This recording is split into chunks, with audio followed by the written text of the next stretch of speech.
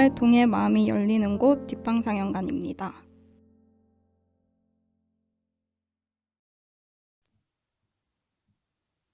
영화가 끝나면 우리는 뒷방에 모여 대화를 시작합니다. 나와 당신의 영화는 우리의 대화를 통해 새롭게 살아납니다. 영화를 통해 마음이 열리는 곳 비밀스러운 뒷방으로 여러분을 초대합니다. 와. 안녕하세요. 뒷방상영관의 아토믹 노랑입니다. 네, 오늘 뒷방상영관 324번째 상영작은 앤드류 안 감독의 결혼 피로연입니다. 어떻게 지냈는지는 저부터 얘기해야겠죠? 얘기해주세요. 네.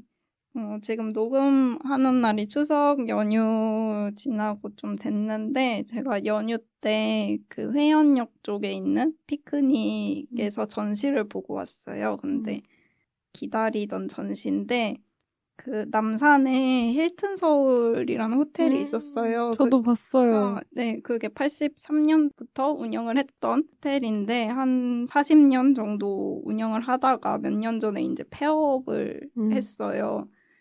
그래서 저는 사실 그 호텔의 존재를 폐업한다는 얘기로 알았어요.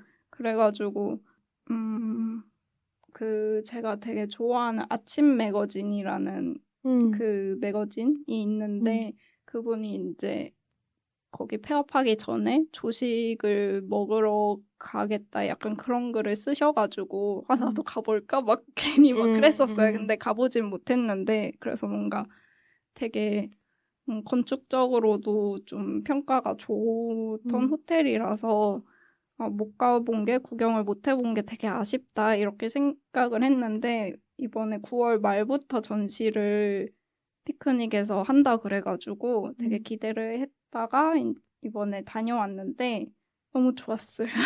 또 저희가 페어 사랑단이잖아요. 좀 그런 거 보는 게 좋았고 어떻게 전시를 해요?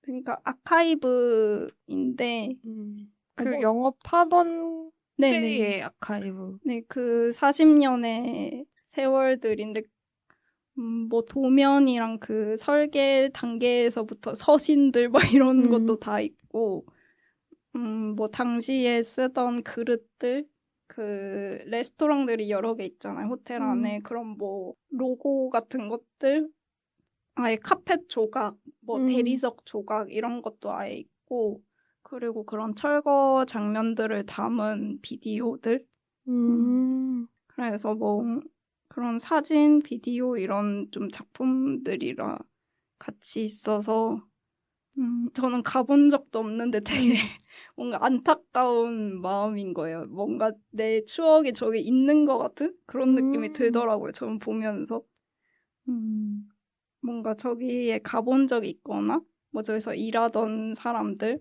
그런 되게 오랜 세월을 있던 건물이 무너진다는 게 저는 좀 건물을 아예 헐어버린 거예요? 건물을 아예 허는지 모르겠는데 거기에 또 호텔 겸 오피스 겸 뭐가 이제 그 건축을 또 한대요. 근데 건물을 아예 헐는 건 아닌 것 같아요. 그리고 약간 그 로비가 되게 유명한데 좀 그거를 오마주라 해야 되나? 약간 그 기념으로 좀 뭔가 형태를 남겨놓는다 이런 말도 봤거든요. 그게 용산구에 있는 건가요? 그러니까 제가 태현 그쪽이라 중구 아닐까요? 모르겠네. 정확한 주소는. 피크닉 말고 힐튼. 피크닉이랑 거의 옆에 붙어 있어요. 아, 근데 진짜요? 뭐 옆이니까 주소상은 용산일 수도 있겠다. 저는 최근에 제가 즐겨 듣는 레드팟 어. 내가 듣는 팟캐스트 제가 항상 친구들한테 혼자서 얘기하는 그 팟캐스트가 있는데 거기서 뭔가 용산에 군부 독재 시절에 우리나라 못 살았잖아요. 근데 외국인 자본을 유치하거나 뭐 접대를 할 때 호텔 같은 게 제일 먼저 필요하잖아요.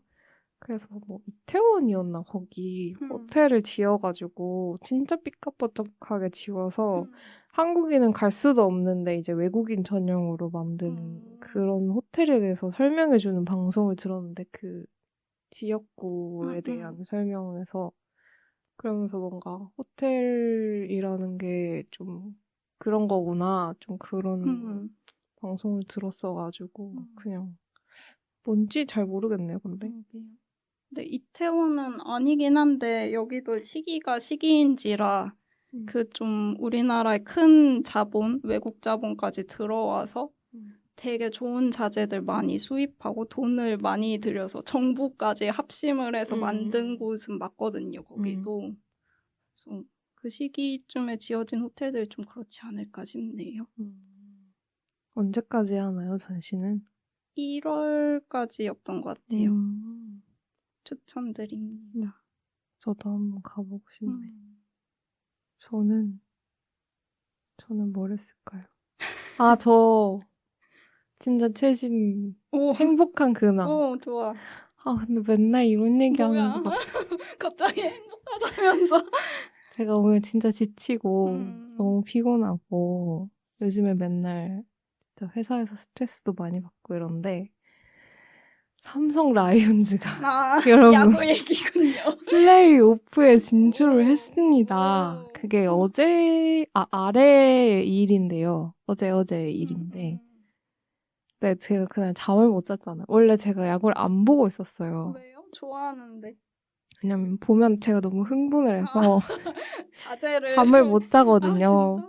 그래서 지금 가을 야구 진출을 했는데 가을 야구 뭐 NC랑 한 경기도 있고 SSG랑 한 경기도 있는데 그거를 안 보고 있었단 말이에요. 그리고 뭐 곧 떨어지겠지 이러면서 안 보고 있었는데 플레이오프를 이제 진출을 하니까 하나랑 또 하면은 하나가 이번에 진짜 올해 시즌에 전력이 좋거든요. 투수가 진짜 강해요. 타자들은 별론데 그래서 사실 좀 힘들 것 같긴 한데 진짜 재밌겠다 이런 또 기대가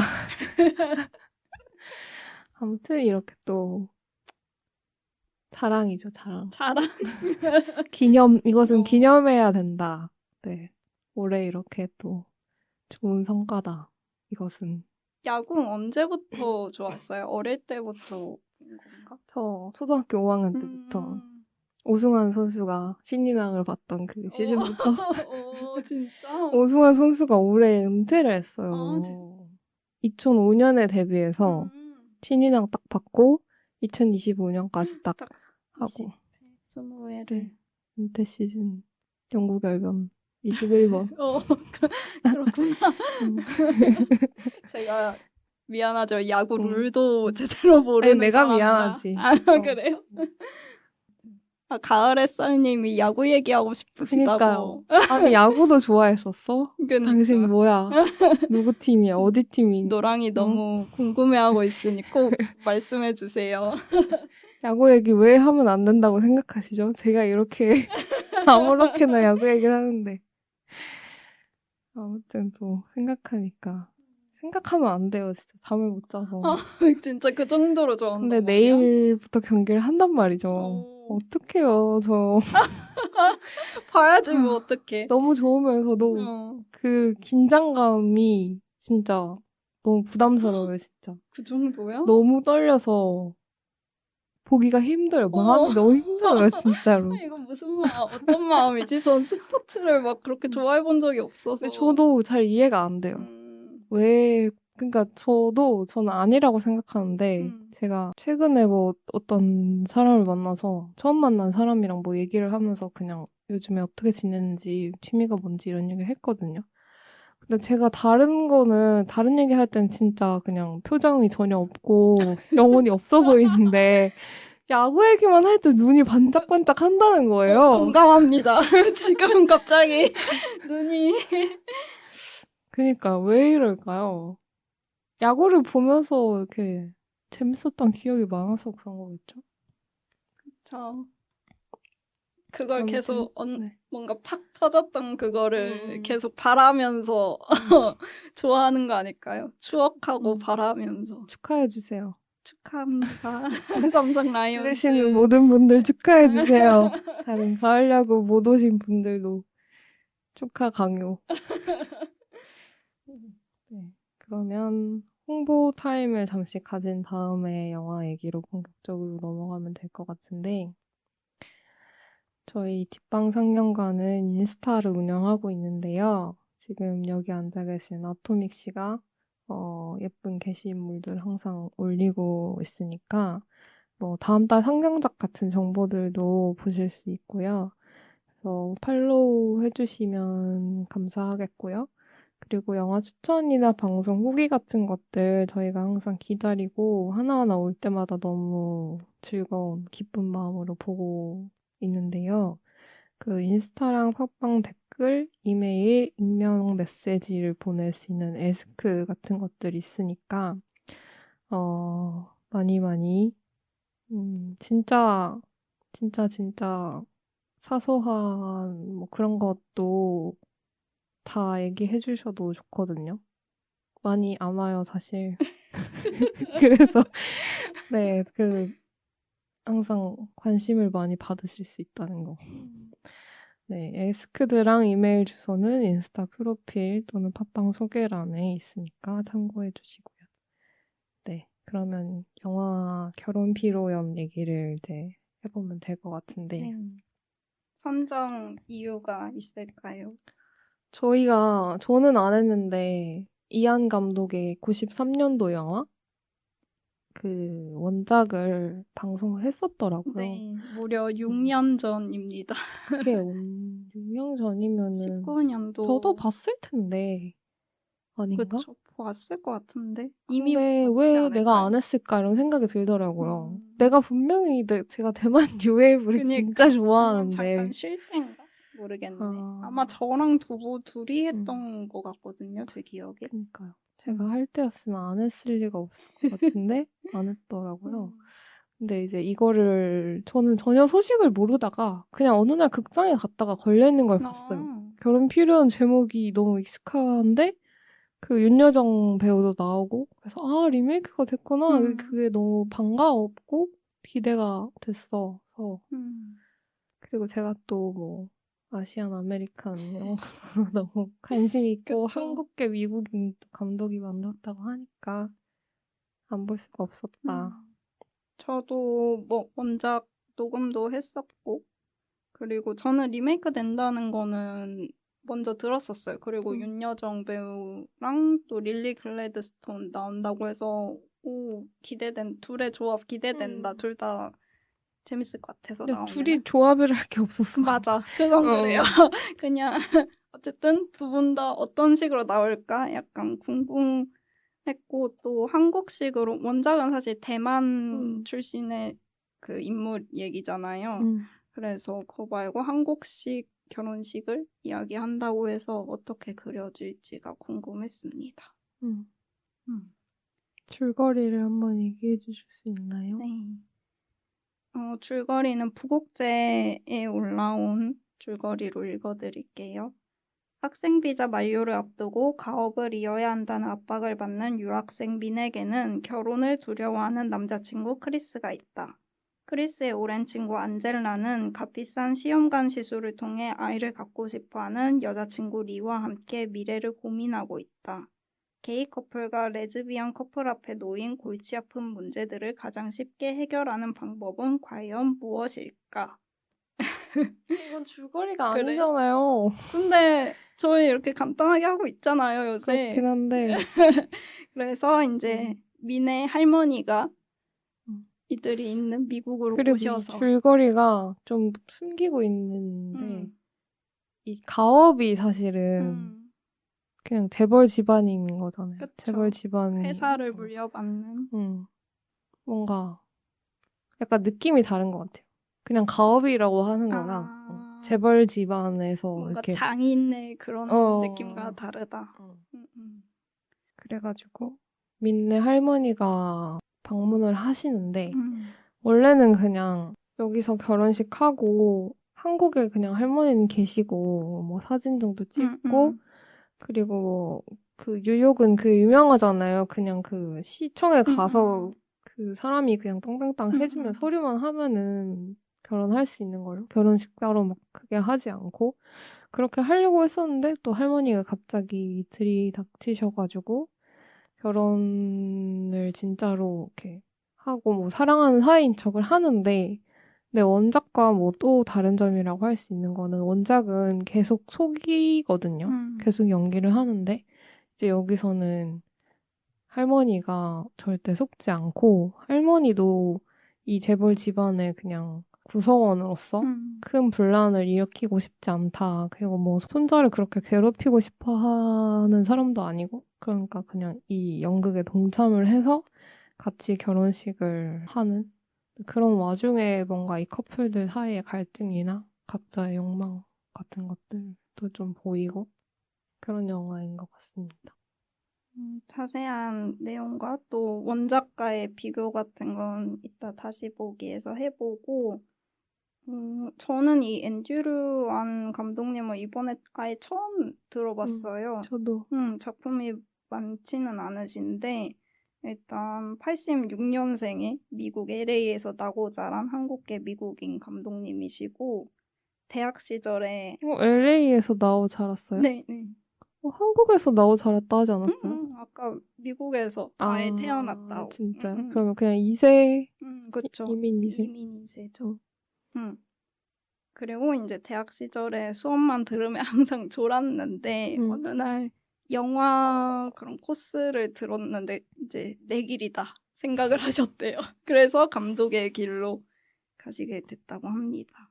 초기에 찍었던 단편 중에 돌이라는 단편이 있어요. 이게 돌잔치의 그 돌인데 영어로는 First Birthday라는 제목을 썼고 이게 대충 내용이 이제 남자 주인공이 있는데 게이고 자기 파트너랑 살고 있어요. 근데 자기 가족들한테는 커밍아웃을 아직 안 한 상태인데 이제 형네 아이가 돌잔치를 하게 돼서 거기에 가는데 이제 남자친구가 있다는 거는 숨기고 있으니 남자친구는 같이 못 가잖아요. 그래서 혼자 가서 그냥 뭔가 이렇게 혼자 좀 어색하게 있는 그 잔치 자리지만 좀 어색하게 있는 그리고 그걸 끝내고 집으로 다시 돌아와서 파트너랑 뭐 이야기하는 그런 짧은 단편인데 이게 특이한 점이 그 가족으로 나오는 사람들이 실제 감독의 가족분들이시래요.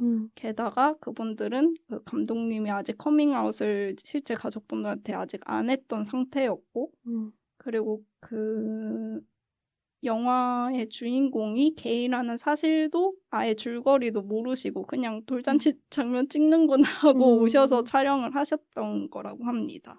그래서 영화가 완성되고 그거를 보여드리면서 이제 커밍아웃을 하셨다고 하네요. 저도 최근에 조카 돌잔치에 다녀왔는데 뭔가 그 감정이 조금 이해는 되는 것 같아요. 뭐 저는 숨길 파트너는 없지만 제가 생각하는 저의 자아, 제가 어른으로서 만든 자아랑 가족들 사이에서의 자아가 좀 달라서 다르고 뭔가 저도 항상 그런 정상 가족으로서의 의뢰 같은 것들에 대해서 뭔가 부대낌 같은 거를 좀 어색해 하거든요, 항상. 저도요. 근데 저희 오빠 같은 경우에는 그걸 진짜 너무 잘해요. 그래서 막 그런 거 있잖아요. 그 돌잔치에서 마지막으로 그러니까 아기의 오늘 주인공의 아버지인 거잖아요. 저희 오빠가. 마지막으로 이제 마이크를 딱 잡고 1년 동안 뭐 이렇게 낳고 키워준 저의 아내에게 정말 사랑하고 고맙다는 말을 하고 싶습니다. 막 이런 그러니까 그런 걸 저는 진짜 어떻게 하지 싶거든요. 그 사람들 앞에서 그러니까. 그 뭔가 그런 감정 같은 게 이해가 될 것 같기도 하고 또 잔치가 주는 느낌이기도 한 거죠. 그래서 이 영화에서도 패백한 한국식 결혼식을 하는데 뭔가 이 감독이 그런 거에 관심이 있거나 이런 생각이 듭니다. 그거 비메오에서 볼 수 있다고. 맞아요. 저도 한번 보고 싶어요. 네. 그리고 패백 얘기가 나와서 그런데 사실 우리나라에서도 지금 패백을 잘 안 하잖아요. 지금 결혼하는 사람들이. 근데 이 결혼 피로연 영화 만들 때 영감에 대해서 감독님이 인터뷰한 것 중에 자기의 지금 파트너를 만나면서 뭔가 자기 자신을 더 많이 알아가고 있다. 그러면서 한 말이 이제 파트너를 만나면서 자기가 남편이 되고 싶은 마음, 뭔가 한국식 결혼식을 하는데 그때 패백을 해서 아예 패백이라고 그 영문으로 나와 있더라고요. 패백을 하는데 그래서 그 파트너를 등에 업고 모두 막 이렇게 돌아다니면서 모두의 축하를 받는 그런 걸 하고 싶다는 생각이 들었대요. 하면 되지. 하지 그랬어. 그치. 하면 그치, 되잖아. 하면 되죠. 뭐 하시겠죠? 뭐 했을 수도 있죠. 했을 수도 있고 그리고 뭐 아빠가 되고 싶은 마음 그런 여러 가지 마음을 파트너를 만나면서 이제 알게 됐다, 깨달았다 이런 말을 하더라고요. 그래서 그런 마음이 이 영화에 많이 들어가 있는 것 같아요. 그 리메이크도 리메이크지만. 뭔가 인간적으로 되게 이해가 되기도 하면서도 그러니까 저도 뭔가 가족이라는 거에 대해서 항상 부대낌을 느끼면서도 결혼을 한 번쯤 하고 싶다, 해보고 싶다. 그리고 뭔가 그런 사람을 만나고 싶다. 그런 생각을 하기도 하거든요. 그러면서도 뭔가 이 남성, 이 한국 남성 어쩌면 좋지 이런 것도 있고 그게 어쩔 수가 없나 정말로? 어쩔 수가 없다. 그러니까. 근데 저도 이제 요새 친구들이 딱 한창 결혼 많이 하는 나이자 시기인데 며칠 뒤에는 저희의 공통 친구가 또 결혼식을 하는데 항상 그 결혼한다고 하는 친구들 보면 어떻게 결혼까지 난 결심했지? 이 마음이 저는 항상 너무 궁금했거든요. 어떻게 결혼을 결심하지? 그 큰일을? 결혼할 결심. 그니까 막 뭐 할 게 한두 개가 아니잖아요. 그냥 그 혼인신고만 하는 것도 아니고 그 모든 식 준비와 그거를 어떻게 다 할 결심을 했지 진짜. 하는 거는 하는 건데 결심을 하는 게 전 너무 신기하단 말이에요. 지금도 물론. 근데 예전에는 난 절대 못한다 약간 이런 생각. 하기 싫다기보다도 못한다 약간. 누구랑 같이 사는 거 못한다. 좀 이런 생각이 있었어요, 저는. 근데 지금은 그냥 그렇게까지는 아닌 것 같고. 그래도 신기해요. 결혼식 할 수 있을 것 같아요. 보고 싶다. 아니, 누가 아예 짜줘서 내가 할 게 없으면 그냥 저기 이거 입고 그러면은 할 수 있을 것 같아요. 수행은 할 수 있는데 그 과정을 맞아. 그게 너무 머리 아픈 것 같아요. 상견례 하고. 그래. 아우. 청첩장 돌리고 그 청모하고. 난 청모가 너무 이해가 안 돼. 맞아. 아무튼 그렇습니다. 근데 어쨌든 그런 뭔가 잔치와 식 그런 세레모니가 주는 또 뭐랄까 인정? 그것도 인정일까요? 그런 것도 있고 뭔가 사실 저도 어렸을 때는 사실 그런 걸 잘 못 받아들이긴 했는데 뭔가 이렇게 하는 의미가 뭐지? 이거 하나하나에 담긴 의미나 그런 거에 대해서 너무 많이 생각하는 사람이어서 근데 사실 지금까지 살아보면은 그냥 좋은 날에 다 같이 맞아. 모여서 서로 축하하고 서로 기쁘고 맛있는 거 같이 먹고 하면 그냥 좋은 게 맞아. 좋은 거다. 좋은 게 좋은 거란 말 진짜 싫어했는데 진짜? 근데 뭐 그렇기는 하니까 나쁠 거 없으니까 그 계기로 사실은 친구들 한 번씩 다 모이고 맞아. 그렇잖아요. 그러니까 이게 나이가 옛날에는 맞아. 더 쉽게 보고 저희도 뭐 학교 같이 다녔으니까 학교에서 그냥 맞아. 동아리 방에서 물론 맨날 없어요. 하지만 보기 뭐라고? 싫어도 보게 되는 보기 싫은 적은 없어. 그렇게 되는 의도치 않아도 계속 마주치게 되잖아요. 같이 놀고 시간을 보낼 수 있는데 그게 점점 확실히 안 되니까 저도 최근에 좀 그런 생각 드는 것 같아요. 아, 이래서 이렇게 모이는 거구나. 이래야 모일 수 있구나, 이제는. 그리고 저도 작년 가을에 저희 사촌이 결혼을 했거든요. 근데 그 계기로 또 저희 고모들이랑 삼촌들이 다 모였어요. 근데 그게 진짜 몇 년 만이어서 저희 사촌들 중에서 저랑 저희 사촌 언니만 결혼 안 하고 남았거든요. 그래서 다음에는 너네들이 결혼을 해야지 우리가 또 본다. 그리고 뭐 애들 돌잔치에는 안 오셨던 것 같아서 그냥 너네가 빨리 결혼해야지라는 그 맞아. 압박과 함께 맞아. 그걸 해야지 우리가 본다 이런. 그래서 아토믹 씨도 뭔가 어떻게 결혼을 결심을 하지? 그리고 뭔가 저도 항상 그게 궁금하거든요. 또 의미에 대해서 많이 생각을 하니까 뭔가 그 사람에 대한 의미나 이 결혼에 대한 의미 같은 거를 진짜 많이 생각을 하는데 그러니까 제가 그런 사람이니까 다른 사람도 그럴 거라고 생각을 하니까 항상 물어보거든요. 어떻게 근데 결혼을 그냥 하는 사람들 진짜 맞아. 그냥 하니까 할 수 있는 거예요. 저도 맞아. 생각이 많거든요. 우린 그래서 아직 안 한 거야. 그러니까요. 그냥 한다고 하더라고요. 그니까. 참 신기하고. 근데 또 하면 할 것 같아요. 진짜 나이가 되니까. 뭐 하면 하는 거지 뭐. 맞아. 뭐 결혼도 해야 이혼도 하고 그런 거니까. 그런 얘기를 들었는데 지금 막 하잖아요. 그래서 친구들 다 가고 난 어떡하지 이런 생각이 든대요. 우리가 지금 30대 초반이니까 난 30대 중후반 되잖아요. 그럼 다 돌아온대요. 진짜로? 돌아오고 그 다음에 이제 또 한 40 되기 전에 한 39 이쯤에 또 막 한대요. 리물설물이.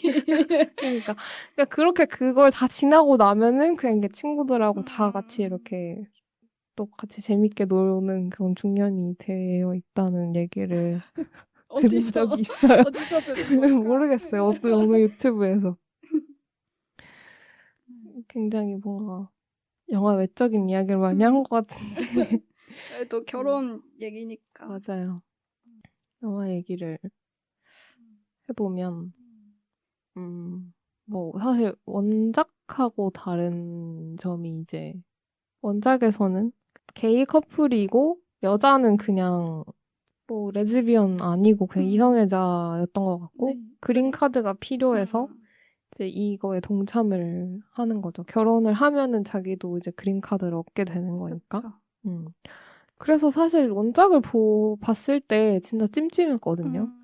이 게이 남자는 자기 부모님한테 그러니까 진짜 뭔가 게이들을 볼 때 찜찜한 게 물론 그러니까 이렇게 말해도 되는지 모르겠지만 근데 그러니까 이 중국인 대만 남성은 자기는 게이고 게이로서 잘 살아가고 있고 근데 이제 부모님이 자식을 원하는 기 때문에 억지로 결혼 뭐 이렇게 한다 해가지고 그냥 하룻밤 해가지고 아기가 생겨가지고 얘는 아빠가 된단 말이에요. 영화 속에서. 근데 그게 되게 수동적으로 자기 욕망을 취하는 것처럼 느껴지거든요.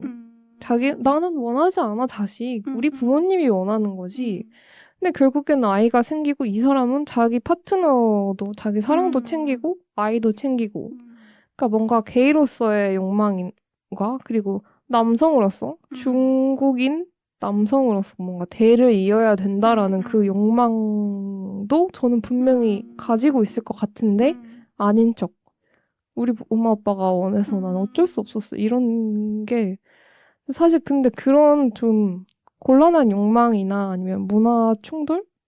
미국 뉴욕에서 사는 게이 커플의 문화와 대만의 부모님이랑 문화가 너무 다르잖아요.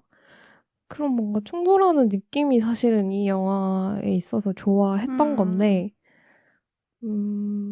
그래서 사실 뭔가 이 영화를 처음 컨셉을 들었을 때 레즈비언 커플이라는 거예요, 여자가. 그래서 여자 쪽도 레즈비언 커플이고 남자 쪽도 게이 커플이면은 내가 이 영화 그 원작을 봤을 때 찜찜함이 어떻게 뭐 해소가 좀 됐을까라는 호기심도 들었거든요.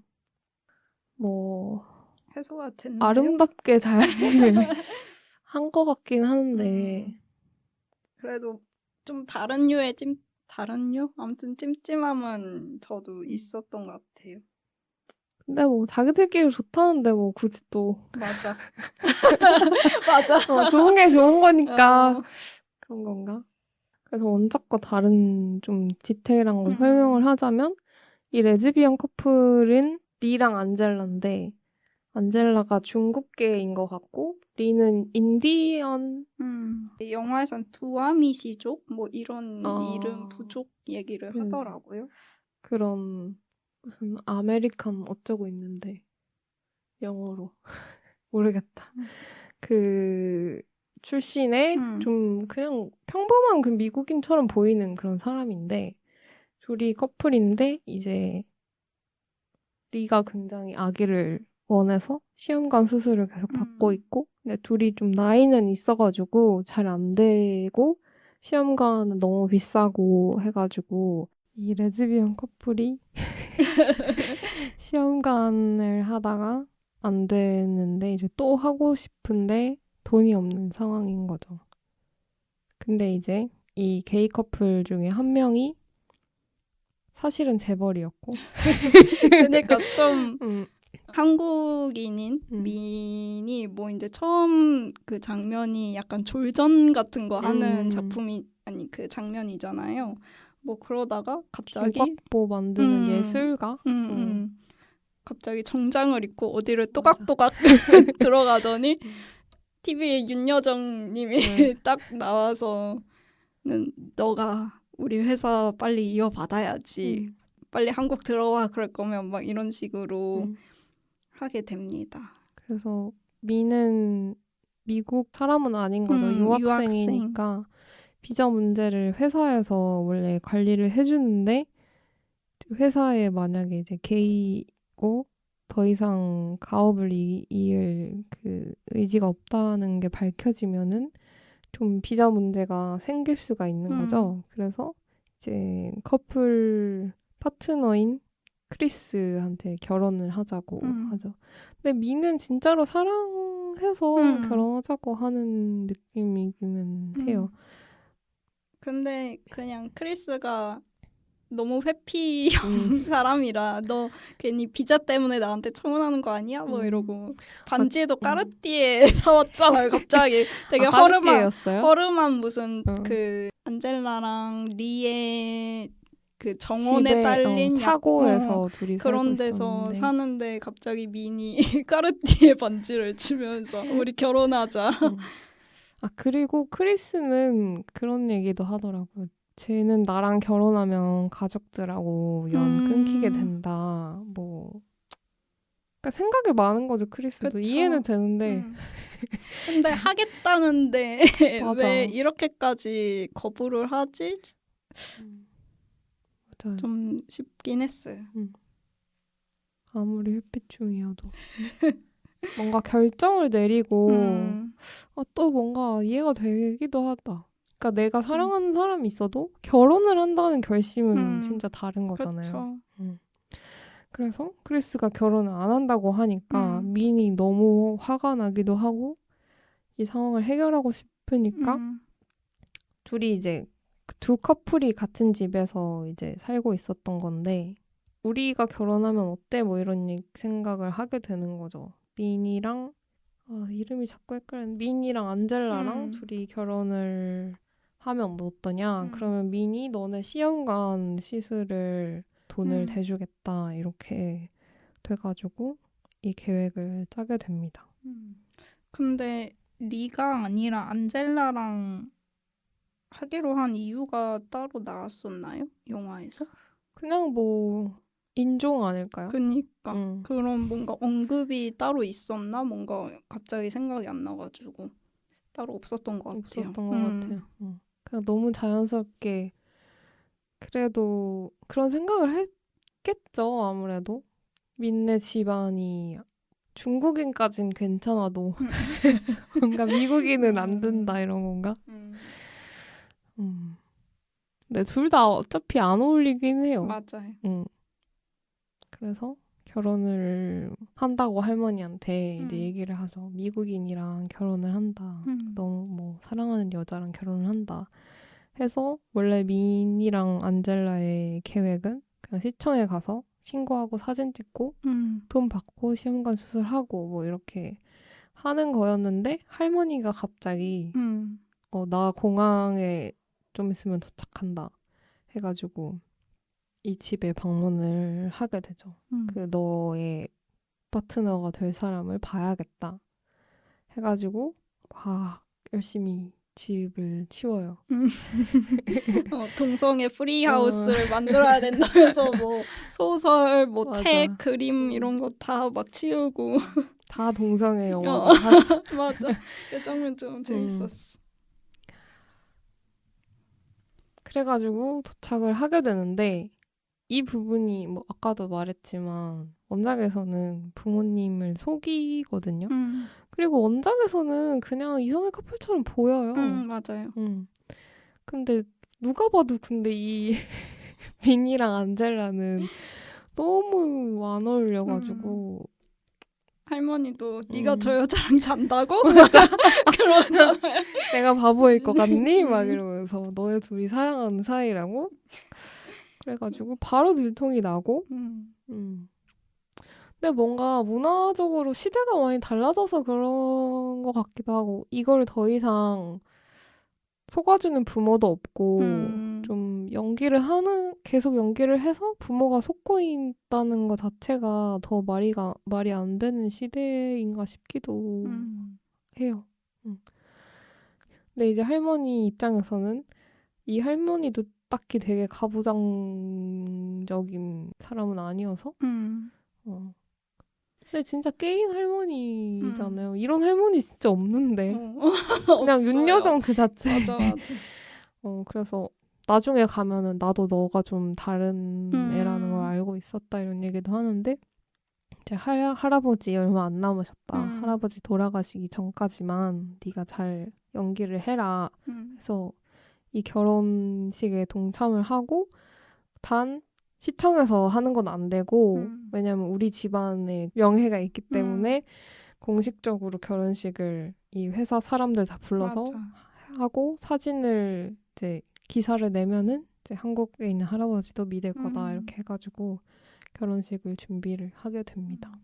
근데 사실 원작에서는 진짜 술 마시고 뭐 그런 거 하는 피로연 장면이 맞아요. 되게 중심에 나오는 거잖아요. 근데 사실 패백은 피로연이라기엔 좀 그렇고 시계 한 코너이긴 한데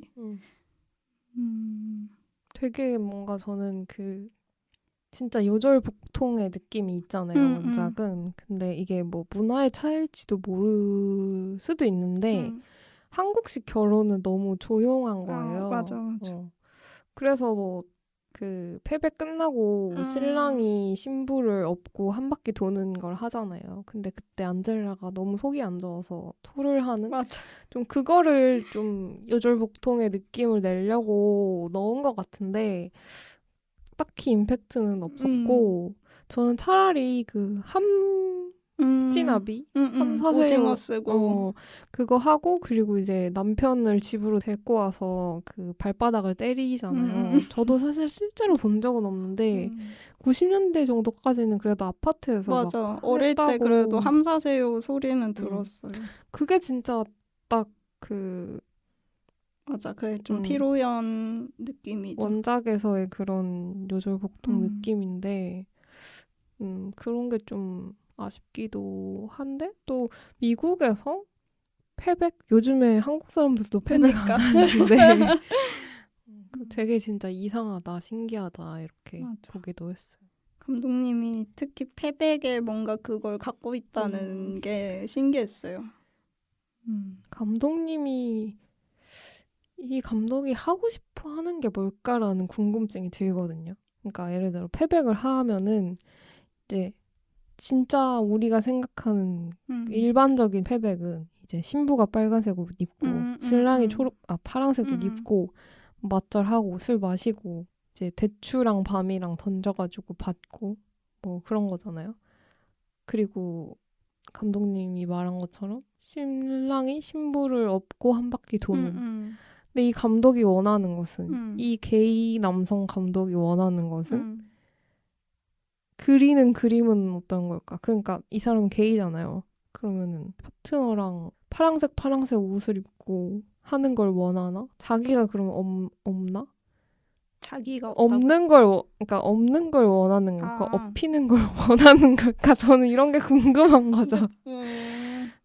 아니면 자기 파트너를 빨간색 옷을 입혀? 약간 그 구체적인 이미지 같은 게 궁금해요. 근데 그거야 그냥 각자 원하는 걸 입지 않을까요?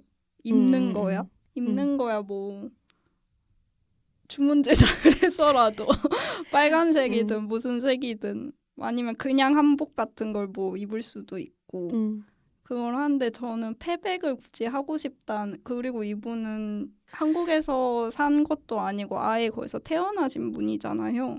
근데 굳이 패백을 하고 싶다라고 말한 게 그 한국인 가정 그 가족 사이에서 자랐는데 그 한국인 가족한테 인정을 받고 싶다는 말인 것 같아요.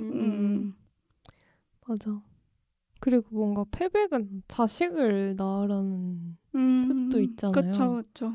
그래서 좀 새롭게 알게 된 사실이 저희가 패백할 때 대추랑 밤을 던지잖아요.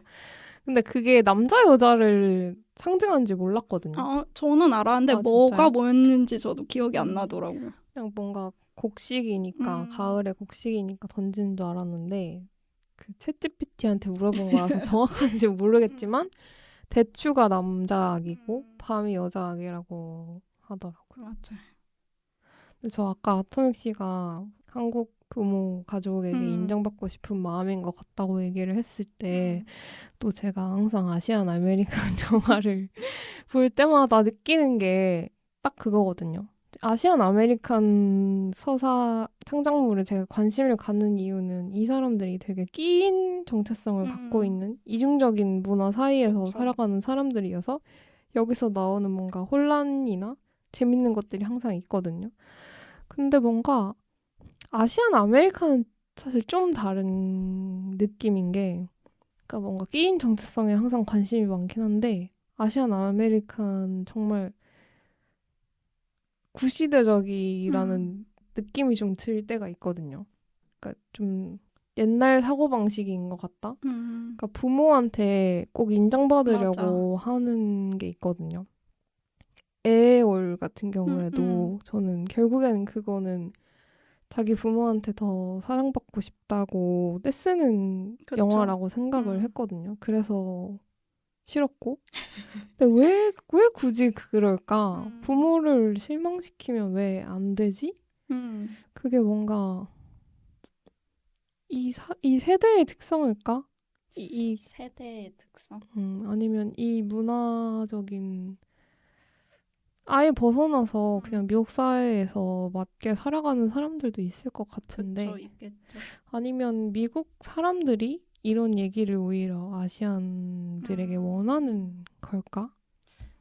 그런 아시안 가정에서 뭐 요새는 이제 그 2세, 3세들의 얘기들이 주로 그분이 자기들의 얘기를 하는 게 더 크지만 그런 선입견 같은 게 다 아시안들을 다 공부 잘하고 열심히 하고 모범생 이거 있잖아요. 근데 그게 실제로도 그렇게 가서 열심히 한 것도 있고 또 그 부모 세대가 우리가 고생해서 여기까지 왔는데 우린 영어도 못하는데 이렇게 왔는데 약간 그런 감성이 계속 충돌하는 거 아닐까요? 맞아. 그냥 한국에서의 가정하고도 좀 더 다른 그 포인트가 있는 것 같아요. 우리가 어떻게 여기를 왔는데 이런 느낌? 고생해서 내가 키웠는데.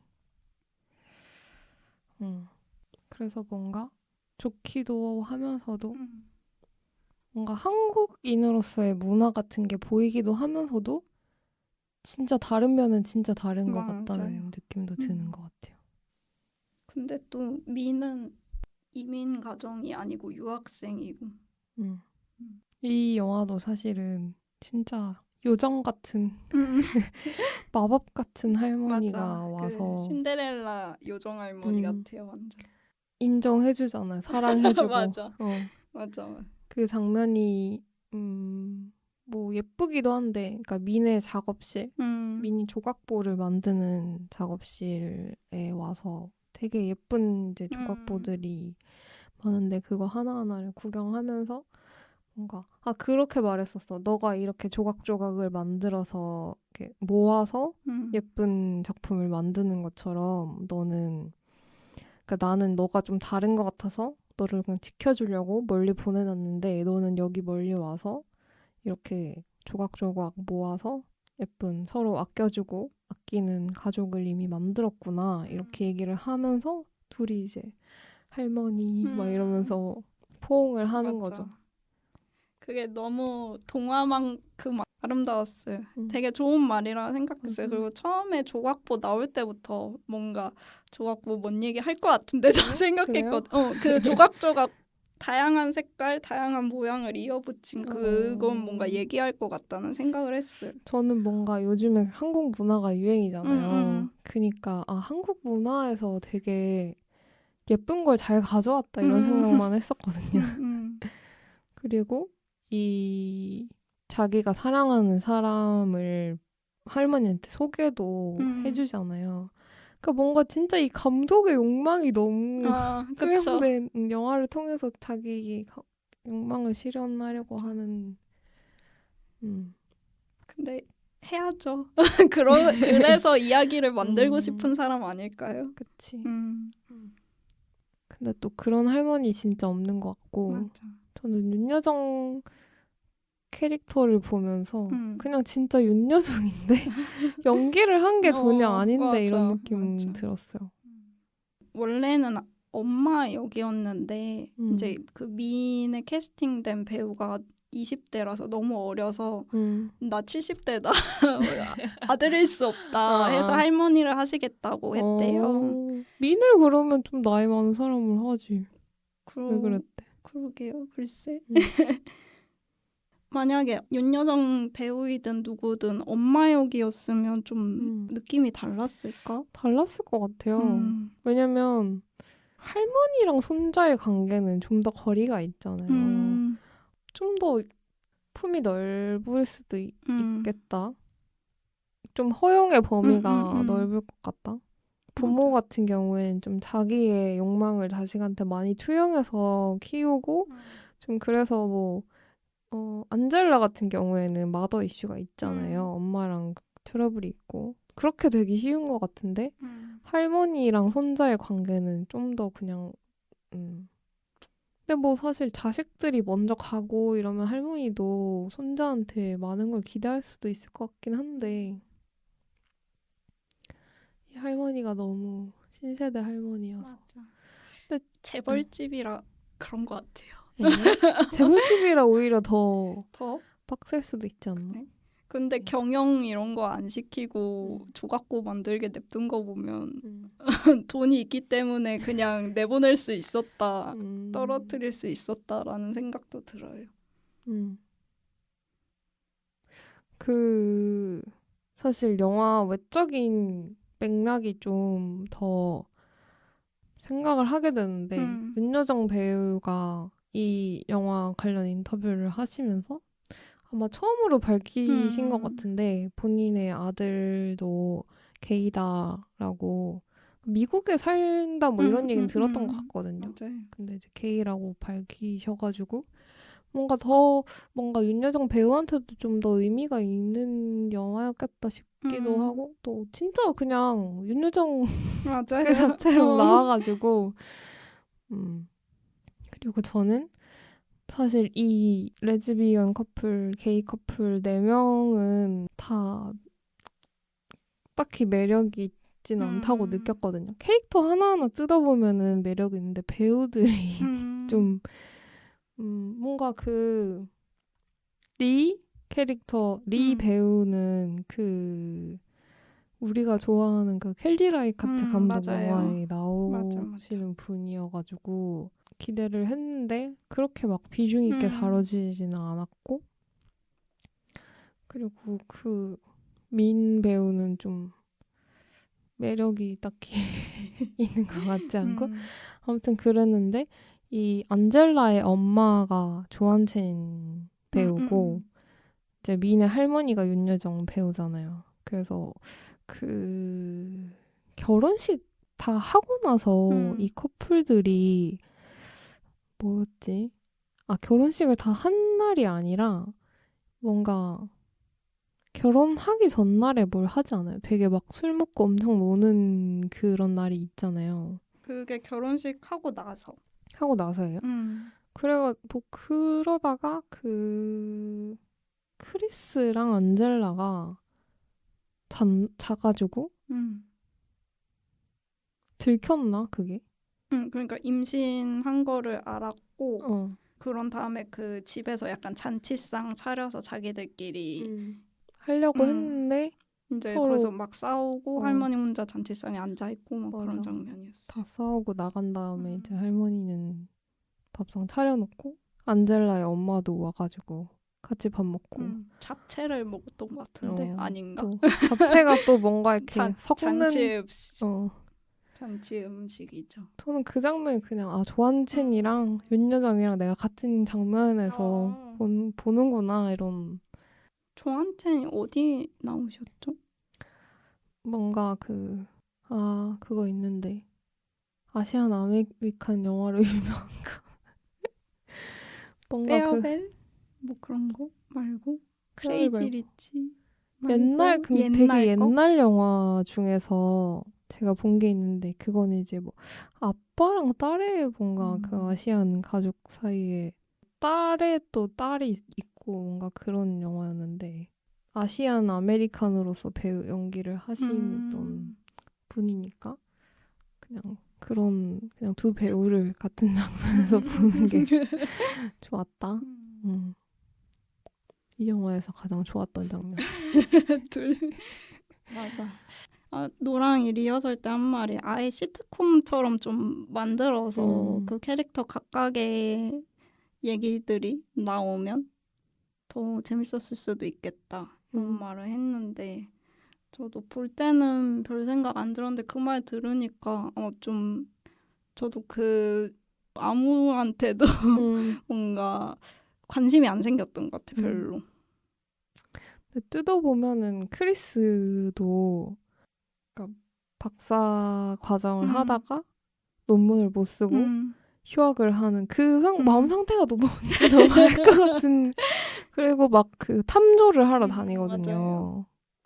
그림도 잘 그리고 그 캐릭터 자체도 어떻게 앞으로 하려고 저러지? 이런 것들이 사실은 이 사람의 왜 회피충이 됐는지 그런 것도 사실 궁금하기도 하고. 맞아. 그래서 이렇게 하루아침에 사실은 결혼을 결정할 만큼 그 회피병이 쉽게 고쳐지지 않거든요. 근데 그건 뭔가 우당탕탕하는 과정이 있을 것 같은데 안젤라 같은 경우도 이제 안젤라 엄마 캐릭터가 저는 진짜 이게 뭔가 한번 트위스트된 캐릭터잖아요. 그러니까 보통의 아시안 부모라면 자기 딸이 레즈비언이라고 하면은 뭐 디나이얼 거부하거나 모른 척하거나 아니면은 뭐 뜯어 말리거나 이랬을 것 같은데 이분은 오히려 지지 모임을 적극적으로 하시는. 상받고. 맞아요. 근데 사실 이것도 딸이 진짜 원하는 뭔가 딸을 진짜로 이해해준다기보다는 그렇게 지지하는 활동을 하는 자기 자신에 취해 있는. 저도 그렇게 봤어요. 그래서 약간 안젤라 항상 그런 것에 불만을 느껴왔던 것 같은. 이 딸을 자기를 빛내줄 존재가 되기를 원하고 근데 안젤라는 그걸 뭐 못하거나 하기 싫거나 뭔가 이런 마더 이슈가 있었던 것 같은데 그래서 뭔가 이런 관계들을 좀 그냥 웃기게 좀 가볍게 보여주는 좀 시트콤 이런 거면은 더 재밌고 좀 더 이 이야기가 풀어지면 좋겠다 이런 생각이 들더라고요. 이게 뭔가 감독이 뭔가 희망적인 그런 코미디이기도 하고 그렇게 만들고 싶어서 많이 뺀 것 같긴 한데 아쉬웠어요. 뭔가 너무 가볍다? 그러니까 별로 뭔가 저한테 남는 아무런 감상이 좀 없는 느낌? 그게 좀 아쉽더라고요. 볼 때는 뭐 대사나 이런 거에서 재밌다고 느끼긴 했는데 보고 나서는 좀 약간 그렇구나 약간 이런 느낌이랄까요.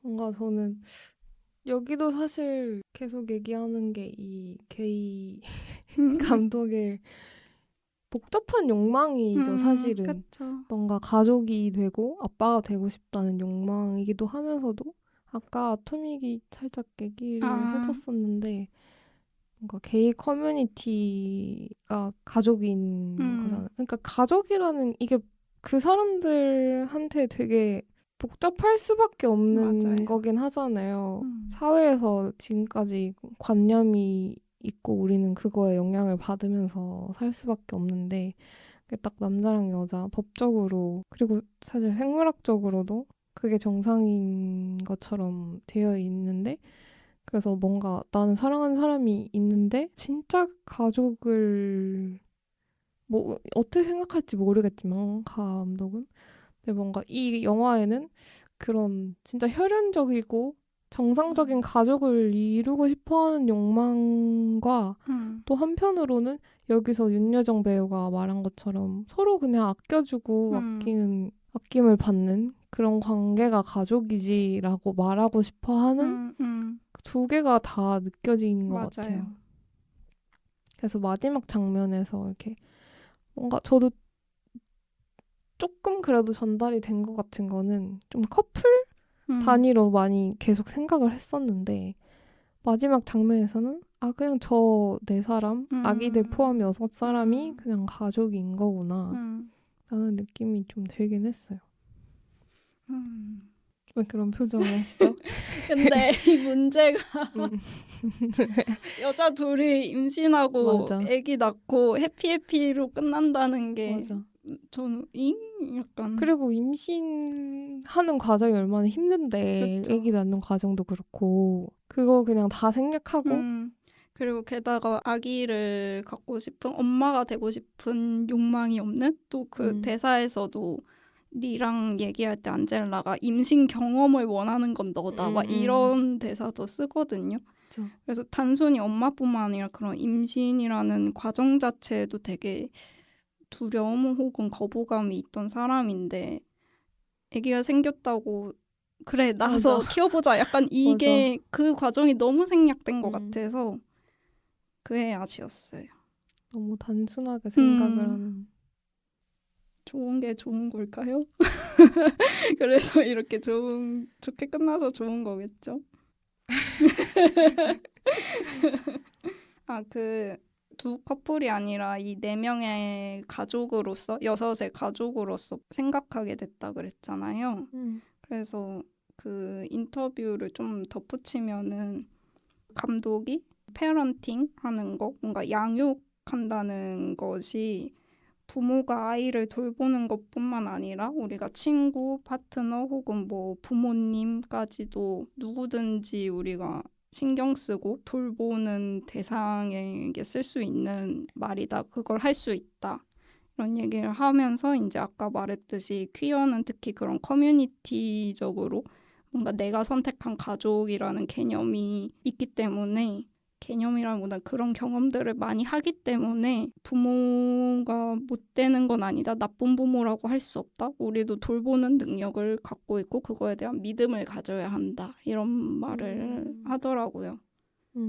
그래서 이런 관점에서는 물론 그렇게 넷이 공동 육아랄까요? 하면서 키우는 게 희망적이지만 어쨌든 과정이 너무 생략돼요. 그러니까 이게 이놈의 어쩔 수 게이들, 없는 남자들. 남성으로서의 그게 아쉬웠다. 근데 여자들도 정자가 필요하긴 한 건데 이제 그쵸. 남자들도 자궁이 필요한 거고 근데 이제 자궁은 너무 내 몸하고 붙어 있으니까 그 말은 좋긴 한 것 같아요. 그러니까 우리는 페어런팅 하는 권리를 포기한 게 아니다. 또 뭔가 할 얘기가 있을까요? 영화 얘기는 다 한 것 같아요. 그러면 극악영을 해볼까요? 네. 오늘의 영화 결혼피로 연가 오늘의 대화가 어떻게 기억될지 이야기하고 방송 마무리해볼까요? 어떠셨나요? 이 영화를 보신 분이 몇 분이나 계실까? 진짜 빨리 내리더라고요. 그러니까요. 저도 그리고 심지어 볼 때 영화관에 저 혼자 있었거든요. 노랑도 한 2명. 저 포함 2명이었던 것 같아요. 그렇다 해서 빨리 내린 게 이상하진 않지만 그래도 제가 계속 너무 가벼웠던 것 같다 뭐 그렇게 말을 하긴 했지만 또 한편으로는 이런 얘기가 언제까지나 무겁고 우중충할 수만은 없다라는 생각도 동시에 들었어요. 그냥이라고 하긴 그렇고 이성애든 정상 가족이든 얼마나 우당탕탕 이상한 영화들 많아요. 그러니까 뭐 이런 영화 그러니까 퀴어 얘기라고 무조건 딥하게 할 필요도 없겠다라는 생각은 들었습니다. 뭔가 딱히 할 말은 없지만 이것을 계기로 이안 감독의 결혼 비유는 다시 보셨으면 역주행? 좋겠고 그러니까 뭔가 그 영화를 그때 만든 거는 그 의미가 딱 그 시점에 의미가 있었던 건데 지금 리메이크를 했을 때 뭔가 포인트를 잘 못 만들어낸 것 같다라는 생각이 좀 들기는 하고 이안 감독의 결혼 비론을 추천드리고 그리고 조한체인과 윤여정이 좋았고 그렇습니다. 아 근데 이게 제가 추석 연휴에 봤거든요. 근데 제가 또 이게 의도한 게 아닌데 그냥 이 녹음 때문에 본 거거든요. 근데 너무 추석 연휴 같은 영화인 거예요. 맞아. 좀 그 배경도 그렇고. 나름 가을에 추석 연휴에 보기 좋았던 영화였던 것 같습니다. 근데 이게 원작 그 각본가 분이 같이 각색을 했대요. 그리고 뭐 이안 감독도 원하는 대로 해봐라 약간 이렇게 응원을 해줬다고 그러고. 그래서 저는 이전에 녹음한 게 배랑 결혼의 풍경 녹음했는데 그것도 70년대 드라마가 원작이에요. 그거를 이제 그게 그 무슨 스웨덴 감독 맞아요. 베르인만 게 원작인데 그래서 그때도 왜 이거를 몇십 년이 지나서 얘기를 하고 싶어 할까 다시 그런 생각을 많이 했고 이번에도 보면서 그런 생각을 했는데 게다가 둘 다 결혼, 가정 이런 얘기잖아요. 물론 거기는 이성의 부부지만 거기에도 그런 이혼과 이혼 후의 관계, 뭐 공동 육아 막 이런 얘기들이 다양한 가족의 형태들이 좀 나오거든요. 그래서 가족이란 게 많이 형태가 바뀌고 다양해지고 있나 보다. 사람들이 고민을 많이 하나 보다. 이런 느낌이 드네요. 저는 그냥 사실 아시안 아메리칸들이 좀 가시화되는 과정이다 이런 생각도 맞아요. 그것도 하고 있긴 해요. 그래서 한국식 그런 문화들을 물론 한국계 미국인 감독이긴 하지만 그 해외 영화로서 본다는 것도 꽤 재밌었어요. 요새 뭐 캐대현 저는 보진 않았지만 진짜요? 봤어요? 봤어요. 전 보진 않았지만 뭐 그래서 이것저것 관심들이 많다고 하잖아요. 이제 곧 할로윈인데 무슨 그 호박을 그 호랑이 캐릭터 따라서 막 만들고 막 그런 게 뭐 그런 사람도 있다 막 이런 얘기까지 뜨더라고요. 그래서 그냥 그런 거 보는 게 좀 아직도 신기하다. 한국 문화를 그런 식으로 보게 되는 게. 그리고 이런 게 점점 늘어나겠지. 뭐 한국인으로서 나쁠 건 없는 것 같아요. 그쵸. 한국어들도 열심히 배우고 맞아. 이러면